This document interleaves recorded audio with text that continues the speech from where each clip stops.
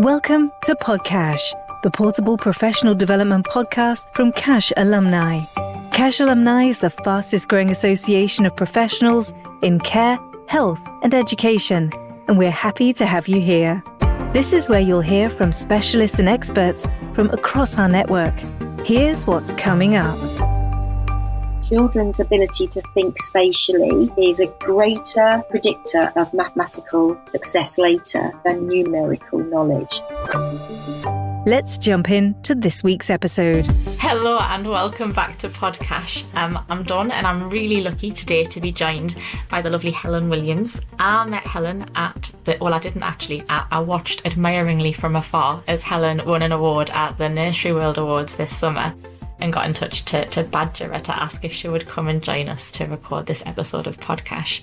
And Helen happily agreed and said yes.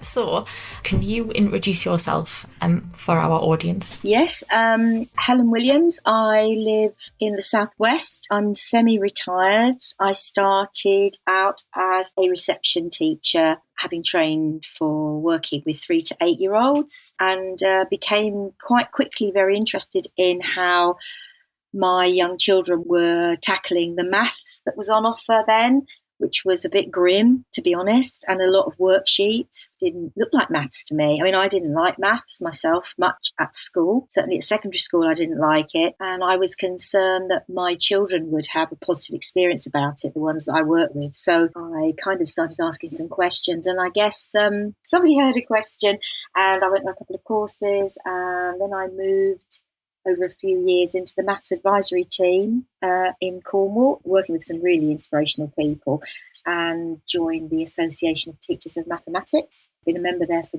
about 40 years, which has supported me and challenged me right the way through my career. So I've become increasingly interested in the development of early years children's mathematical understanding. And I'm a very happy member of the Early Childhood Maths Group, which I'm sure Dawn will give you some information about how to find that website, because we're very proud of what we've put on there and it's all free. So yeah, now I have a lovely time working with practitioners, developing sort of playful maths experiences, I think. There's now so many different things that my brain wants to ask you, but I'll try and ask them one at a time. The thing that jumped out the most from what you just said to introduce yourself was that you didn't like maths, which I suppose, like, for someone who that is now your whole career in terms of looking at that maths element and the teaching of maths and the stuff that you've just said that you do, it's certainly a surprise, I suppose, to me. I didn't like maths. It always surprised us that my favourite maths teacher didn't like maths at school.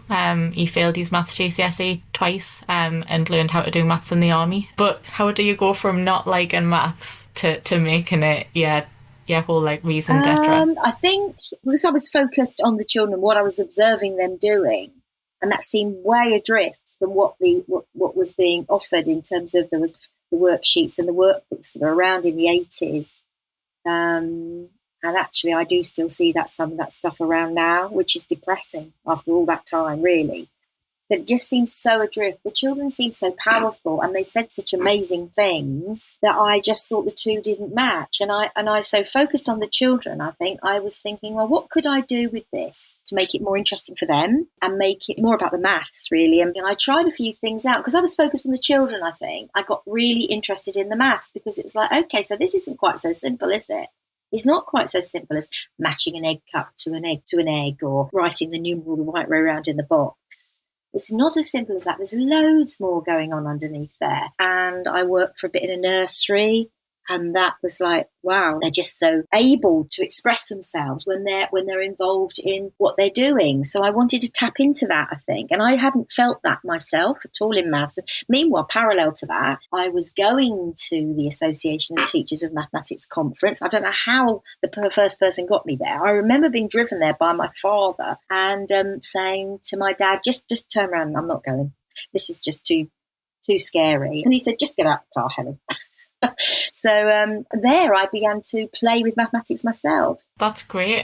And what a great thing to be driven by, that whole like learning, I suppose, through a child's eyes. That's really cool. So what has changed since the 80s, as someone who was in primary school in the 80s and the 90s, Like, what's different from when I learnt maths? Like, why might I not hate it as much if I went back and did it now? Oh, that's that's a big question.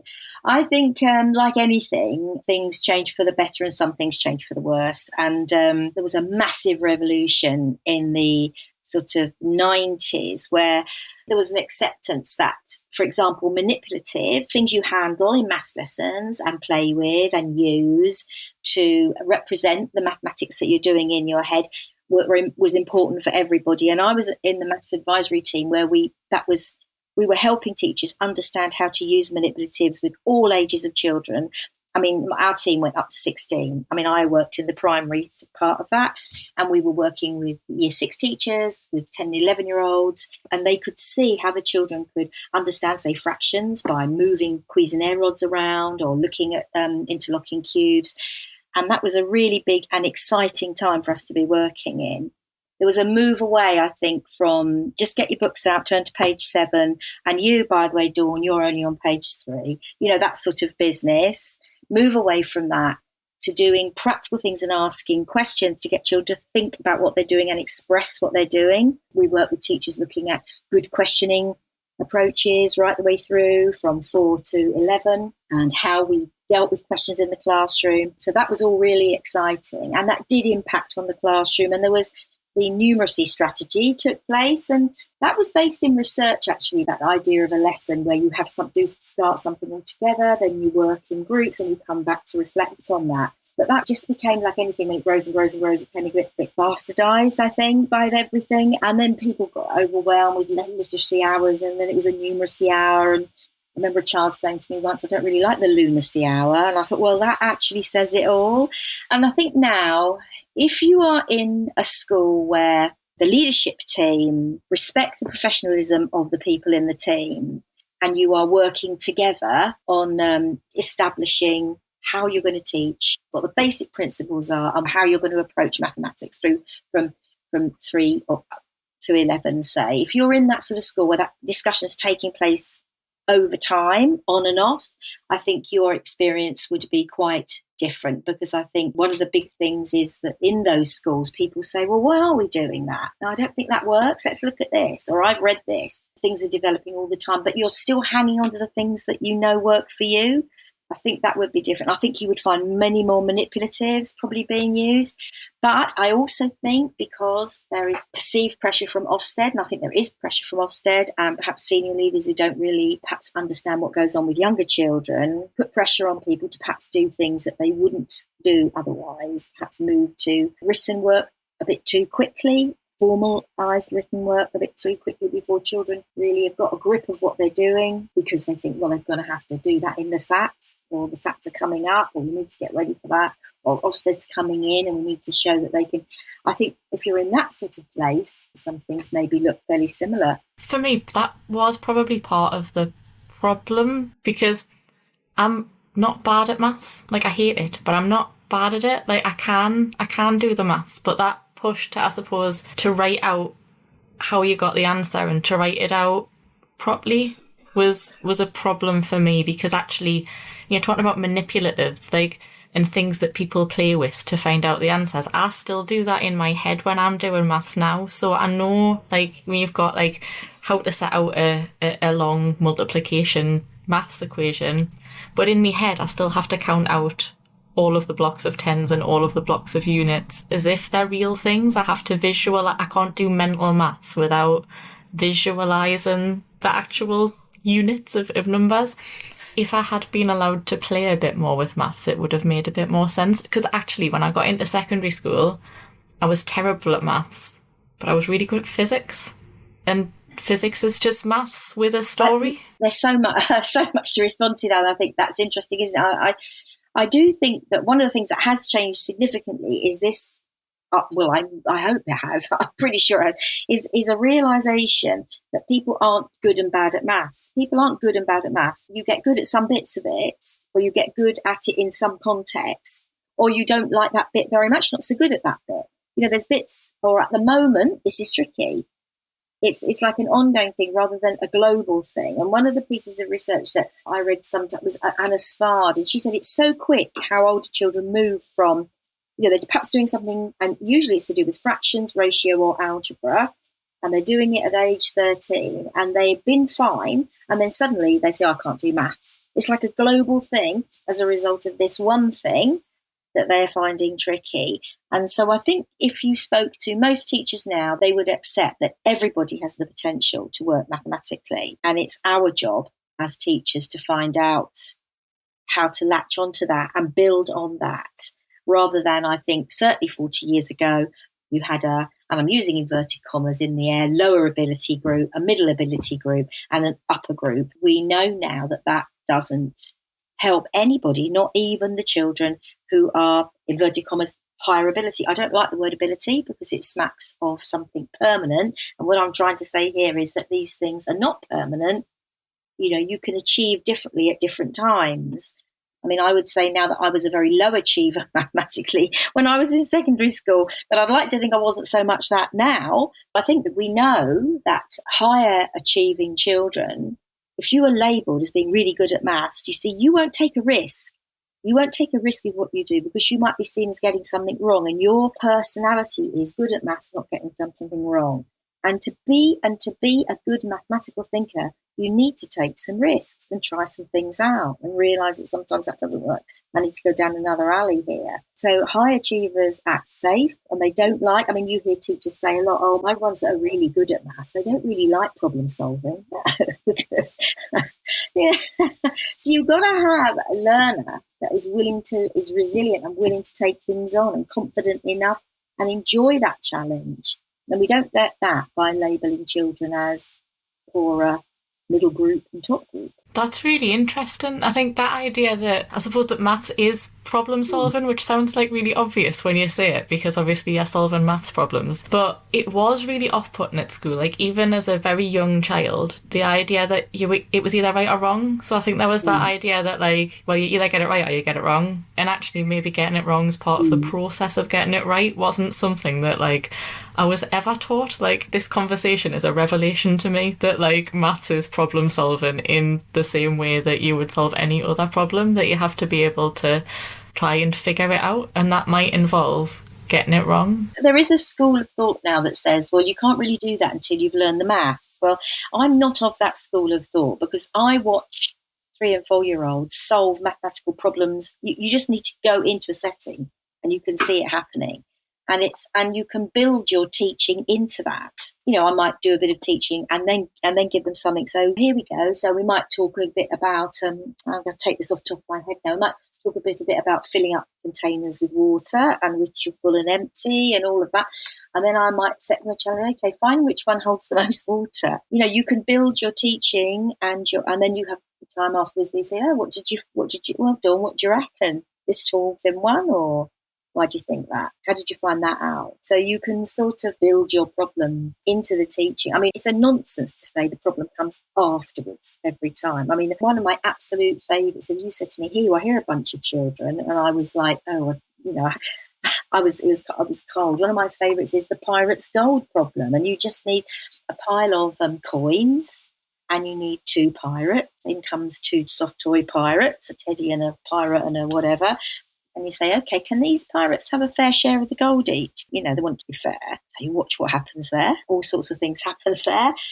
Some children just pile it up. Some children, count it out. You can see where the children are coming from in terms of their ability to look at equality of quantity. You might want to talk about that. And then, oh, look, here comes pirate number 3. Now what? He wants a fair share or she wants a fair share. What can we do? Do you think it'll work? And then, of course, you can see how that might work into what amounts of gold work fairly if you've got 3 pirates or 2 pirates or 4 pirates. That's a lovely explanation. And so much teaching can come into that in terms of comparing amounts, counting accurately. The business of saying, I think there's a confusion with problem solving. People think it's a problem like those ones you get written down. Dawn has 7 apples, Helen has 3 apples. How many apples has Dawn got? That sort of problem. That's a word problem with a set answer. That is different to solving a problem mathematically. This is Podcash, brought to you by Cash Alumni. If you're enjoying this conversation, please use your podcast app to follow or subscribe. so you never miss an episode. That way of being able to present maths problems in that really playful way is, I don't know, maybe something that takes breaking your own way of thinking about maths first. Because I suppose if maths is joyless for me as a grown-up, I can't expect to deliver it with joy to children. So how do practitioners recapture the excitement that you have found for maths? That has been my area of work for nearly 40 years, I think, really. And I think I try and do it the way I did it. There are two stories actually that are occurring to me that I must tell. Once I was in the last school I worked in before I retired. I went in one day. I was part-time at that point, and I was in year 5-6, and I went in, and these children were like, "Mrs. Williams, you never guess what happened yesterday. We had a supply teacher." So I said, "Oh yeah, right. Do you know what she said?" She said, "Right, let's get maths over and done with and get on with something interesting." She said, we all went, "No, that's not the thing to say." These children were horrified that she had said that. I was, actually. But I just thought, we've won there with those children. I've always tried to do it the way I did it. So if we can get focused on the children, if we do something like Pirate Skull, go and try that. Just watch what your children do, make some notes and come back. Those are the courses that have been the most successful, I think, in changing people's attitudes, because you start focusing on the children and then you start thinking, okay, I need to learn a bit of maths here. What's the background here, or where do I go with this? And what we do have now in the last 20 years, certainly in the last 10 years particularly, are a growing number of resource banks that you can go to support that sort of work. I mean, I was in a meeting last week with some early years teachers from Durham, and they're working near Durham. They're working with Durham University mathematicians, and the mathematicians are working with the early years practitioners. So the early years practitioners come and say things like, "My children are really interested in circles, and we've done a bit of this, but can you just give me a bit of background on circles?" And so the mathematicians do some input, and then the early years teachers go back and this kind of enriching their knowledge level of maths in order to take that back to the children, but with the children's interests at the heart of that. And then what happens is early years educators say, and you can say, look at this now. Look at this now. See what the development is here. What research shows the development is in, say, counting or whatever it is. And then you are, I think, more confident about what you're doing because you know where you're coming from and going to, and you're still focused on the children. You're still focused on what they're showing you, what they're knowing, or what they appear to be understanding, and you're then thinking about, okay, I can build on that by doing this. So I think that is the only way of doing it, really, is by working in that way. That makes sense. I really like the idea as well that the teachers and practitioners learning their own new maths things sort of through the kids, learning about new facts about circles, because the children are interested in circles, being able to go and sort of enrich their own knowledge to be able to then deliver it. And I suppose for people with teacher brains, that's an excellent way to learn things, to do it through that eyes of somebody else. How can people who don't have a background in maths and who might have maybe avoided maths generally, how can they find out more about the sorts of exercises like Pirate's Gold, like all of those things? How accessible is that sort of contextualisation of maths? The Enrich site, which is based at Cambridge University, NRICA, Enrich Math, has been around for 25 years. In fact, that is probably one of the only places where you can find that sort of open-ended, low threshold, high ceiling task. So you start off, so every child can access that. And they've organised their tasks under sort of early years. It's really sort of, I would say, probably reception-y, top age group of nursery up to secondary. And they've organised those under sort of headings. There are some articles on there, background articles written by my colleague in the early childhood maths group, some of them. And those tasks are all trialled with children a lot of times. And they're quite simple to kick off, with your group. and that they are fascinated to observe what the children take out of it and what you get back from it. And if you email Enrich, I think they still do have like somebody that answers your maths questions on there. They always used to. That's a really good place to have a little look. Slightly different organises our website, the Early Childhood Mathematics Group website, and we have guidance and on there from birth to 7, and those are grouped under age groups, and it's not laid out quite like that, not like don't start with a task. You kind of look at the age group, and there are some things on there about the development within that age band and what you might be doing. I think it's probably slightly more teacherly. Yeah, I think it's good support for people. One area that's really underemphasised and not well understood is an area of the sort of shape of space, the geometry area with very young children. And yet research shows that children's ability to think spatially is a greater predictor of mathematical success later than numerical knowledge. And that's because if you work spatially, you are visualizing, you talked about it earlier, you're visualizing things. And if you work with jigsaws, or you're looking at maps, or you're looking at Lego diagrams, you're having to sort of predict what will happen if I switch this round, or should I, that piece fit there. All of that uses the part of your brain that you're going to need to mentally calculate and work with more abstract stuff when you're older. We think that is what it is. Do you think that's got anything to do with, like, if you're picturing things, then you definitely understand them because you're seeing that stuff work, so you have to actually understand what's going on, or you're like figuring things out by actually seeing it happen. Whereas that, you're talking about like the just recall, like the understanding, like the having maths knowledge is possibly more like recall of facts, or sort of, so you could demonstrate that mathematical knowledge stuff by just remembering. But actually, to be able to do that spatial bit, you've actually got to be able to understand. There's lots of words there that probably need unpicking, like understand, recall, and all of those words, which I think are often bandied around without much discussion about what they mean. Certainly, there's a difference between being able to recall something and apply that knowledge. So an obvious example of that is I might say 7 9s, and a child might give me the answer to that. But if I said, if I approached it a different way, maybe a child says to me, 8 8s are 64. And I'd say, okay, so 64, how many times does 8 go into that?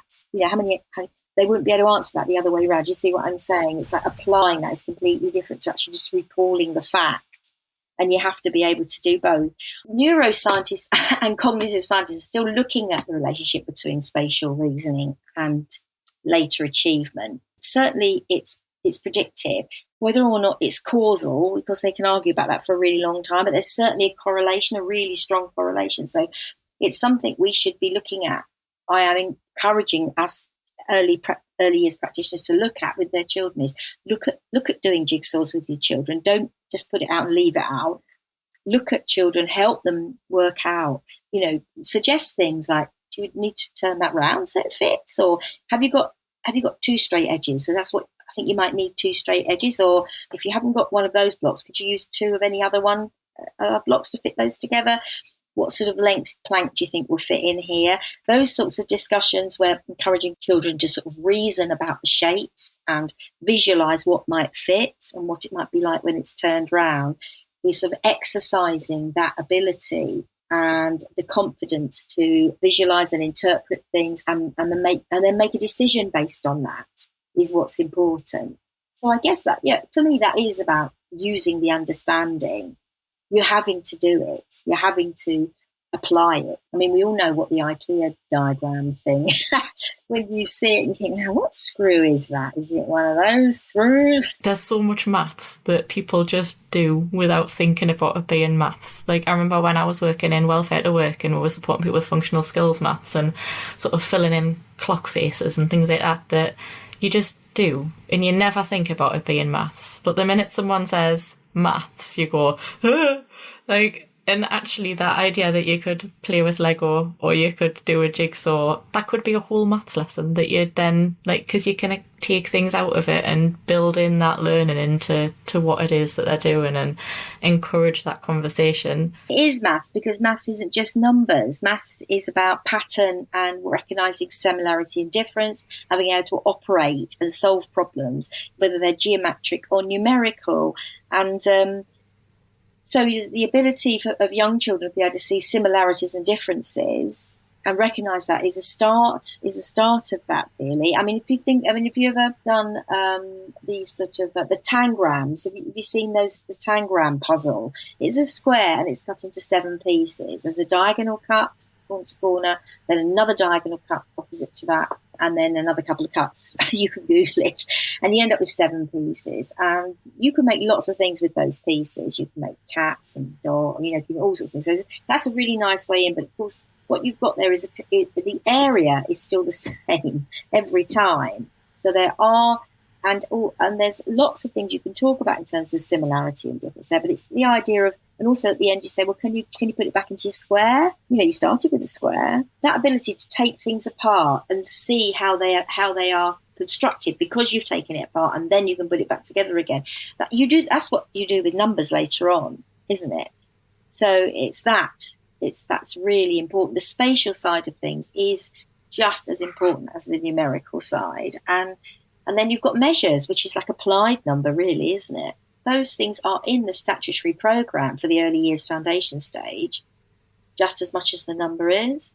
And they're there because they're important. They're in the educational programme, and that is statutory. And lots of children find their way into enjoying maths through those tasks rather than straight number tasks. And so, that's a good way of building their confidence and their knowledge and their confidence to tackle things that they don't find quite so enjoyable. This is absolutely fascinating. Like, I'm thinking about even things like at school, like in secondary school, thinking about how all of the kids that did art and textiles were in the I hate maths sort of club, but actually a lot of that was maths. But again, that you don't think about it being maths, and all of us, I suppose, lost opportunities for being able to contextualise that learning by, I suppose, that segmented approach within like secondary education. With primary school maths, do you think that there's more to come in terms of what people are doing and what people are finding out about how children learn in primary school? I think we're just scraping the surface. Seriously, I think we are.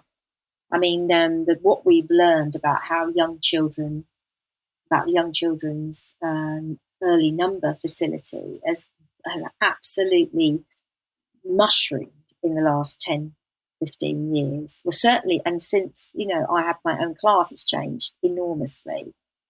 I mean, I had never heard the word subitising when I had my class when I started teaching, and that became a bit of a thing in the middle of the 90s. Like, you look it up and you did some reading on it, and now it's huge. There aren't many teachers in school that haven't heard the word. I think that will continue happening. There does appear to be quite a lot of research in younger children.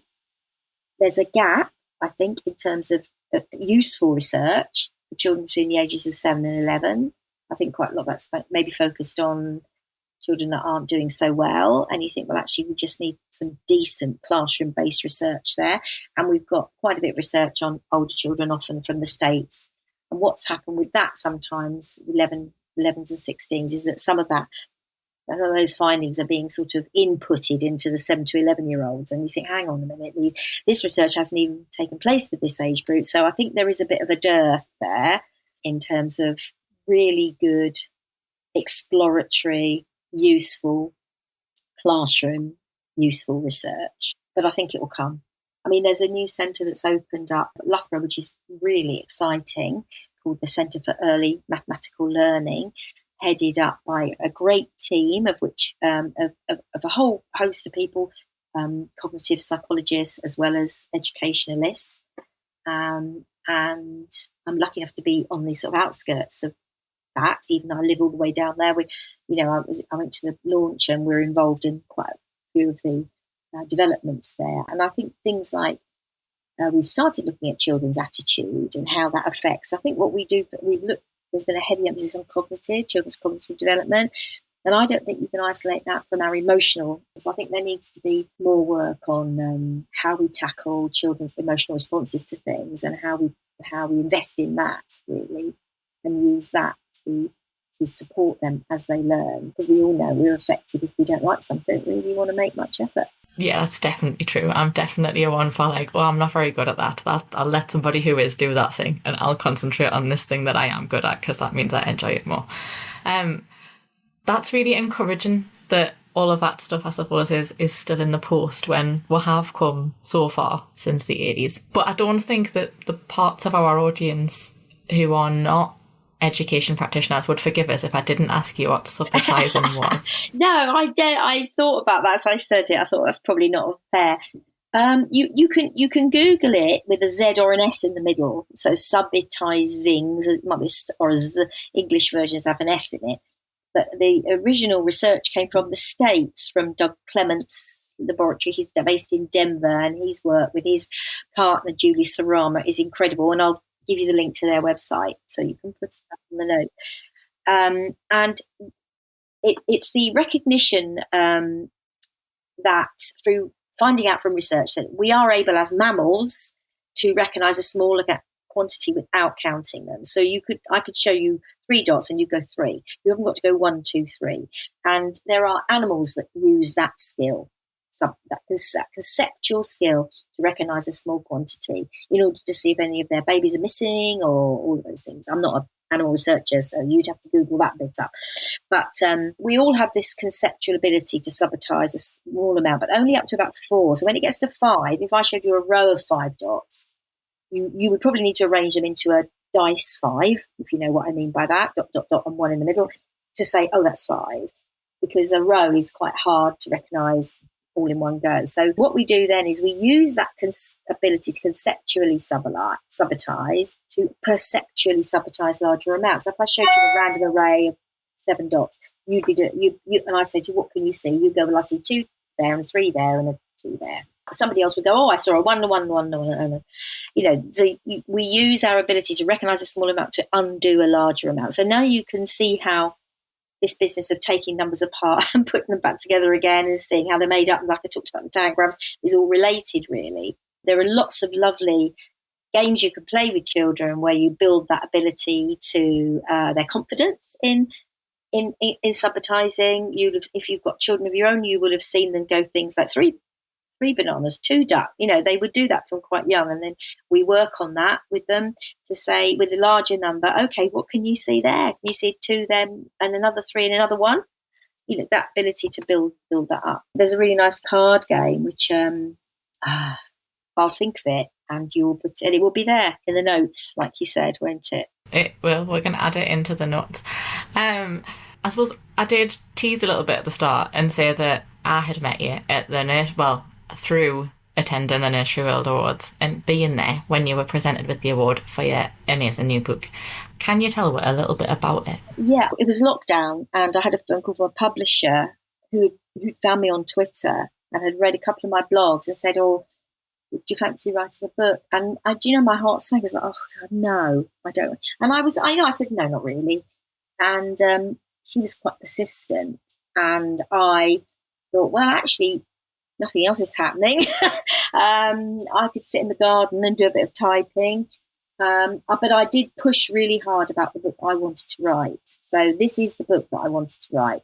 It's full colour. It's called Playful Mathematics for Children 3 to 7. It has taken, I've got all my notes out that I've kept honestly on the back of envelopes, as well as in exercise books and all over the place and on the computer for years, to illustrate what I want to illustrate. So all of the descriptions of children talking are actually happened over the last 30, 40 years. Some of these notes are quite old. I've broken it up just into, I think there's 5 chapters. I need to check that. And I've looked at how we might work on developing children's mathematical reasoning, which is a big, big thing, I think, that we need to do, and we don't do very well yet. I've looked at what it means to be prepared to teach as opposed to preparing a lesson. So that's really what we were talking about in terms of doing a bit of reading up before and afterwards, like, oh, who's doing this? Where does that fit?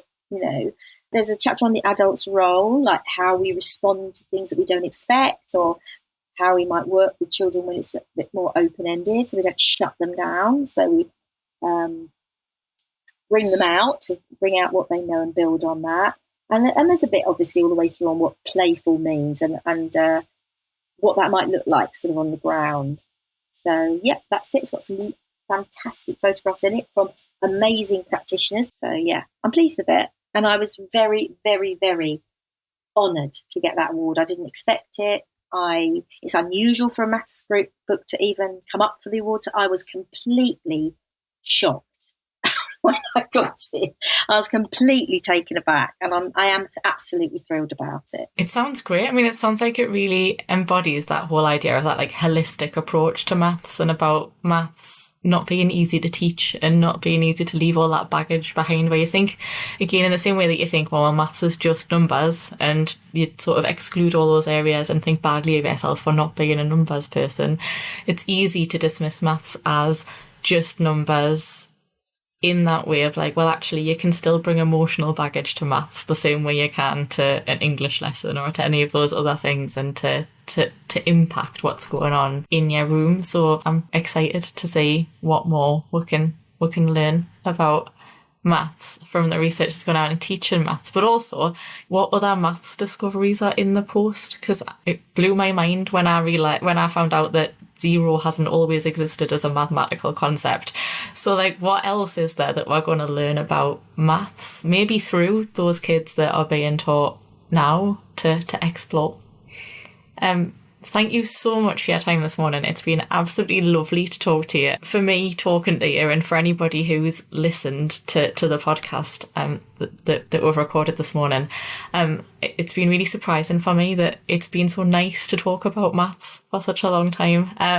So thank you very much. Can you tell people where they'll find you online? Yeah, I'm really only on Twitter, and my Twitter name is at Helen JWC, HELENJWC. Amazing. Again, we will put the link to your Twitter handle down in the episode description for anybody who wants to find you. Thank you very, very much for your time. Thank you, Dawn. Thank you for asking me. Thanks for listening to Podcash. If you enjoyed it, please follow or subscribe on your podcast app so you never miss an episode. You can also watch many of these conversations by heading over to cashalumni.org.uk and going to the CPD and best practice section of the site. That's cashalumni.org.uk.